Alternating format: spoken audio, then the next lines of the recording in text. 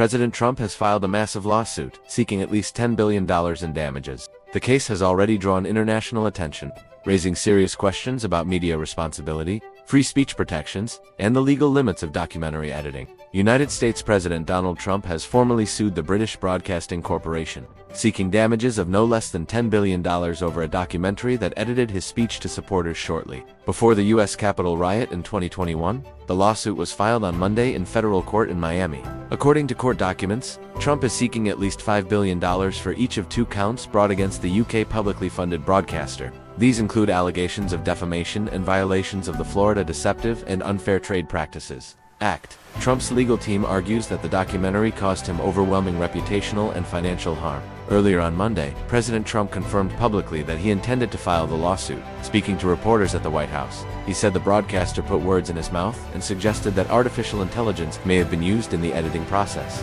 Trump described the broadcast as fake news. The lawsuit centers on a Vertex News Hub documentary that featured edited excerpts from Trump's speech delivered on January 6, 2021, shortly before his supporters marched to the U.S. Capitol. According to Trump and his legal team, the documentary spliced together parts of the speech in a way that falsely portrayed him as directly inciting violence. Specifically, Trump told supporters to march on the Capitol and used the phrase "fight like hell." However, Trump's lawsuit alleges that the BBC omitted portions of the speech, in which he also called for peaceful protest. His lawyers argued that this selective editing created a misleading and defamatory impression. Previously issued an apology to President Trump, the broadcaster admitted an error of judgment and stated that the edit gave viewers the mistaken impression that Trump had made a direct call for violent action. Despite this apology, Trump's lawsuit states that the BBC has shown no genuine remorse for what it describes as serious journalistic misconduct. In the lawsuit, Trump claims that the government failed to implement meaningful institutional changes to prevent similar editorial decisions in the future. His legal filing states that the broadcaster's actions went beyond a simple mistake and caused long-term damage to his reputation.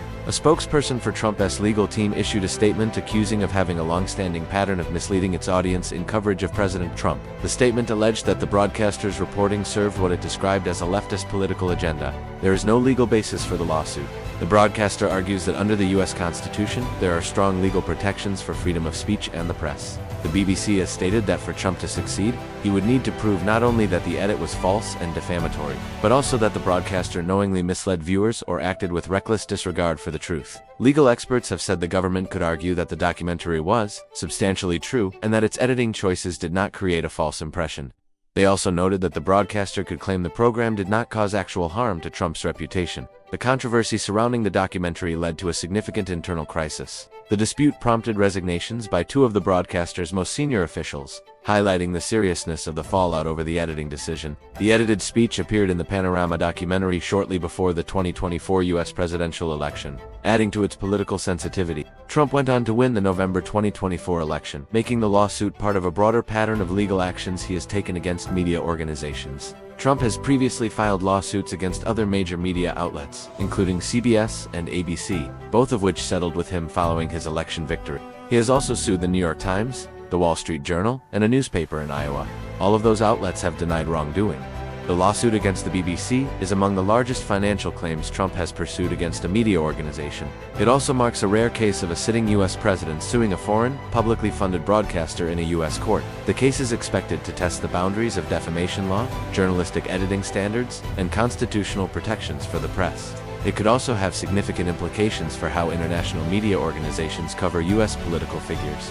Images associated with the case include scenes from the January 6, 2021 riot where Trump supporters gathered outside the U.S. Capitol. Some carrying Trump signs as smoke or tear gas rose from the crowd during the attempt to disrupt the certification of Electoral College votes. As the legal process moves forward, attention will focus on whether the government apology and acknowledgement of editorial error will affect the outcome of the case, or whether Trump's legal team will succeed in proving defamation and financial harm. This lawsuit marks a significant escalation in President Donald Trump's long-running battles with major media organizations, with at least $10 billion at stake. The case against the government could have far-reaching consequences for international journalism, documentary editing practices, and press freedom under U.S. law. The case is now before a federal court in Miami, and further developments are expected as legal arguments unfold.